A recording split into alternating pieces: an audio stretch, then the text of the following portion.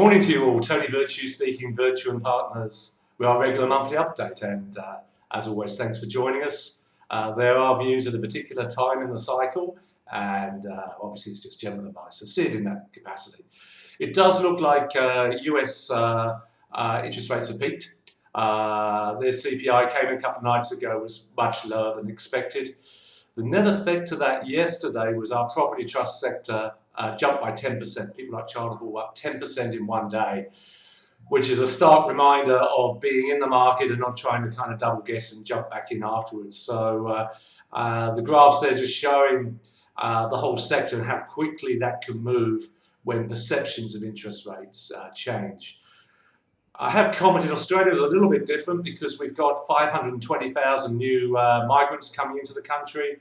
I argue the case that this actually becomes an inflationary loop if they've got nowhere to live. And what I mean by that is, well, they're going to have to pay higher levels of rent to get into the market, which means they'll demand higher wages, which means their employer will charge more for their goods, which means people are paying more for buying products. And it almost becomes a self-fulfilling loop. So we need to kind of think this through, and pretty self-evidently when you're walking around the city at the moment, it really is a tale of two cities. We're seeing, we now have 8 Chinese airlines flying into Sydney. They're all buying up aggressively all of the fashion goods. I mentioned our GST at 10%, which is much, much lower than our competitors. And very, very hard when you're calculating these CPIs to know how much of this is domestically driven, that is you and me going to Woolies to buy some food, and how much of this is international guests investing in high value product, which they could have bought elsewhere. So we need to think these things through.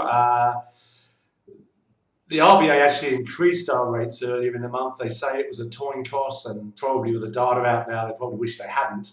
But it does look now that we're pretty much at the top of the cycle, and looking at bond markets now, looking for this to start to come off maybe later next year. So not much to happen till February.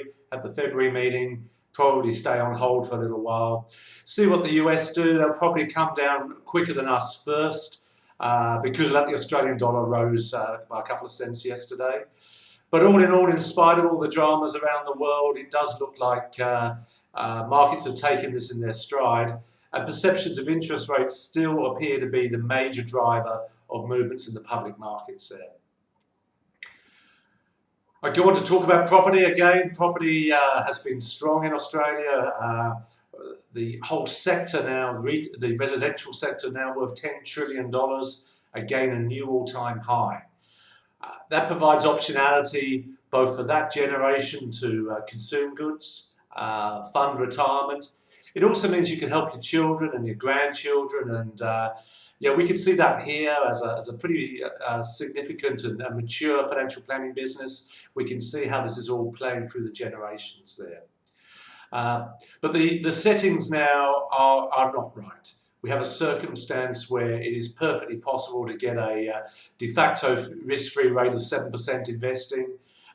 So in a way, we're getting too high a return for not taking risk, while those in business are struggling, particularly if they're renting, and it really is hard yakka. Very, very hard to borrow money and get things done.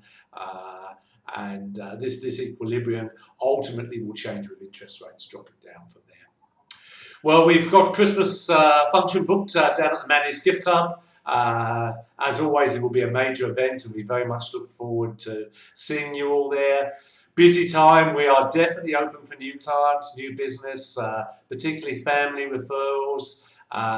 We love what we do. We respect the responsibility we have in our community, and it's an absolute honour to do what we do. So I look forward to seeing you all pretty soon. Tony Virtue, when experience pays.